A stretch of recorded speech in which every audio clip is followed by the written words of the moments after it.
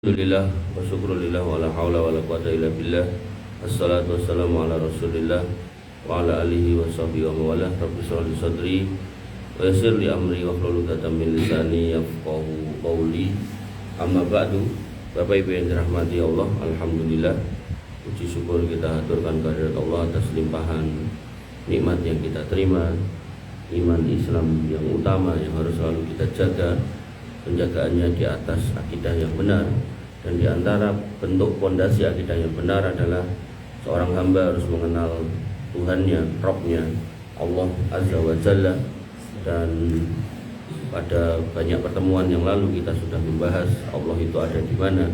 Maka untuk meneguhkan, menegaskan posisi kita, posisi Allah Subhanahu wa taala, agar kita makin sadar diri, makin tahu diri, maka pada kesempatan kali ini saya akan sampaikan urutan posisi dari yang paling bawah di bumi ini sampai nanti yang paling atas di atas sana. Dan ini di satu masjid yang kajiannya durasinya sampai 1 jam, itu saya sampaikan 1 kali pertemuan. Tapi sambil kebut gitu. Nah, di sini karena santai, mungkin nanti saya sampaikan beberapa kali pertemuan.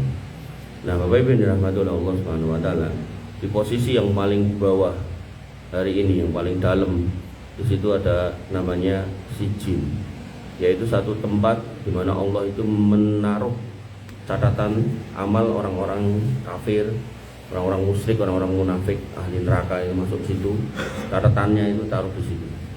Jadi tempat yang paling dalam dari jurang neraka yang paling dalam. Nah, di situ ada nanti namanya Sijin. Jadi ibaratnya ten Solo nih, kok enten gilingan enten ini kampung apa namanya? Kampung Munggu. Nah, Munggung. Jadi Sijin itu satu tempat di neraka sana. Allah Subhanahu wa taala berfirman pada Quran surat Al-Mutaffifin, "Kalla inna kitabal fujjari lafi sijjin."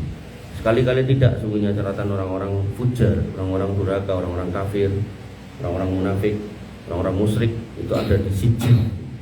Wa ma adraka ma Sijin? Tahu enggak kamu apa itu Sijin? Kitabum marqum, yaitu kitab yang tertulis dengan jelas.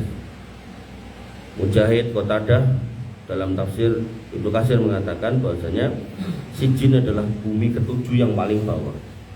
Nah, terus kalau langit ke atas itu mulainya dari bawah itu 1, 2, 3, 4, 5, 6, 7.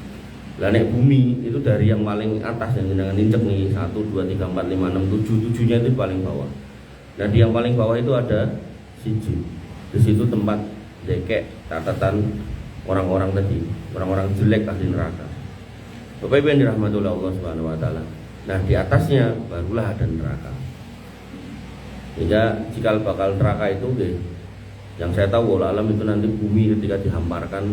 Nah, disitulah nanti banyak hal yang kemudian Allah akan singkap, salah satunya disiapkanlah neraka di situ. Disebutkan di sini bahwasanya di bumi yang paling bawah tempat orang kafir, musyrik dan munafik. Nah, neraka ini disebutkan oleh Allah Subhanahu wa taala akan didiami oleh orang kafir dan musyrik. Dalam Quran surat Al-Bayyinah ayat 6, "Innalladzina kafaru min ahlil kitab wal musyrikina fi nari jahannam khalidina fiha ulaika hum syarrul bariyah." Sesungguhnya orang-orang kafir dari kalangan ahli kitab dan orang-orang musyrik akan masuk ke dalam neraka jahanam, mereka kekal di dalamnya, mereka itulah seburuk-buruk makhluk. Imam Ibnu Katsir mengatakan, yukhbirullahu ta'ala an masiril kafirin min ahlil kitab wal musyrikin annahum fi nari jahannam yaumal qiyamah. Allah memberitakan kepada orang-orang kafir yang mana mereka dinyatakan akan menghuni neraka, yaitu dari kalangan ahli kitab dan orang-orang musyrik, bahwa mereka akan berada di dalam neraka jahanam yang kekal di dalamnya. Semua itu, kata beliau, adalah jazaan li kufrihim wa mu'anatihim lil haqi, adalah balasan atas penentangan mereka dan penolakan mereka pada kebenaran yang disampaikan oleh para rasul. Para rasul menyampaikan, ditolak. Terus para rasul dilanjutkan oleh para sahabat, yang ditolak. Dilanjutkan oleh para tabi'in, ditolak. Dilanjutkan oleh para ulama, ditolak. Dilanjutkan para dai, ditolak. Maka kondisi seperti itu menyebabkan mereka harus menerima keadaan mereka akan masuk neraka dan kekal di dalamnya. Nah, demikian juga orang-orang munafik, orang-orang yang ngakunya Islam tapi hatinya benci sekali sama Islam, ngakunya Islam tapi agamanya sendiri dihina-hina, saudaranya sendiri kaum muslimin dihina-hina gitu kan. Maka Allah Subhanahu wa taala menyiapkan di neraka itu tempat yang paling dalam lagi, dan itu ditinggali oleh orang-orang munafik. Allah berfirman pada Quran surat An-Nisa ayat 145, Innal munafiqina fit darkil asfali minan nar wa lan tajida lahum nasira. Sungguhnya orang-orang munafik itu berada pada tingkat yang paling bawah dari neraka, dan kamu sekali-kali tidak akan dapat penolong bagi mereka. Ad-darkil asfal artinya tingkatan terbawah. Maka neraka berada di bawah bumi-bumi yang 7. Terus menjero niku mengke Allah akan hamparkan menjadi neraka ini. Nah, kepiye bentuke Mas, carane piye mboten ngertos. Mang tembo mawon mengke pas kiamat ningali piyambak. Sarang-sarang ningali. Makanya Bapak Ibu yang dirahmati oleh Allah Subhanahu wa taala. Dan terkait bumi 7 lapis dan langit juga 7 lapis, Allah menyebutkan pada Quran surat At-Tolak. Allahul ladzi khalaqa sab'a samawati wa minal ardi mislahunna yatanazzalul amru bainahun lita'lamu annallaha ala kulli syai'in qadir wa annallaha qad ahata bi kulli syai'in ilma. Allah lah yang menciptakan bumi 7 lapis dan langit juga 7 lapis.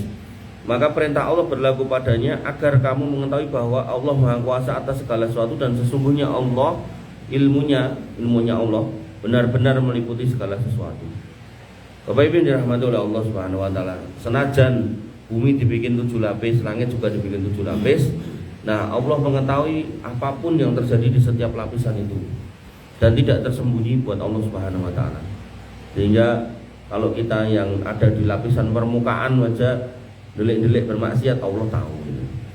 Makanya Ibnu Katsir mengatakan yaqulullah ta'ala muhbiran an qudratit tamah wa sultanihil adim annahu khalaqas samawati sab'a tibaqan ba'duhum fawqa ba'din. Ayat tadi menggambarkan bagaimana kuasanya Allah dan sempurnanya kuasa Allah serta agungnya kerajaan Allah, bahwa Allah menciptakan langit berlapis-lapis, sebagian di antara sebagian itu saling bertindihan, itu tumpuk-tumpukan itu. Kemudian wa minal ardi mislahunna ay sab'an, dan bumi juga sama 7 lapis. Walakinnahunna laisat tibaqan ba'du fawqa ba'din. Tapi dalam kasus bumi gitu kan, bumi itu lapisannya tidak seperti yang langit gitu. Jadi bumi ada padatannya gitu. Di sana itu kan hobo gitu. Makanya Bapak Ibu yang dirahmati oleh Allah Subhanahu wa taala, kama huwal masyhur minas samawat, sebagaimana sudah jelas dalam langit, kalau langit itu berlapis 7, maka bumi juga. Bal ba'duhum fawqa ba'din min ghairi tamasun wala tadakhulin. Yang mana kalau langit itu bentuknya ya hawa kayak gitu, kalau bumi bersentuhan ada tanahnya. Bainahunna bu'dun wa masyaqatun. Dalam konteks langit maka jaraknya itu jauh. Nah, kalau bumi sudah tertentu tapi kita tidak tahu. Bapak Ibu yang dirahmati oleh Allah Subhanahu wa taala. Nah, hadis penguat bahwasanya bumi itu 7 lapis adalah sabda Nabi sallallahu alaihi wasallam, man akhadha minal ardi say'an bi ghairi haqqihi khusifa bihi yaumal qiyamah ila sab'i aradin. Rawahul Bukhari wa Muslim. Barang siapa yang mengambil tanah atau merampas tanah tanpa haknya, maka pada hari kiamat akan ditenggelamkan sampai ke 7 lapisan bumi. Nanti dalam riwayat yang lain, siapa yang menggeser patok tanah walaupun sejengkal, maka akan dikalungkan bumi 7 lapis ke lehernya.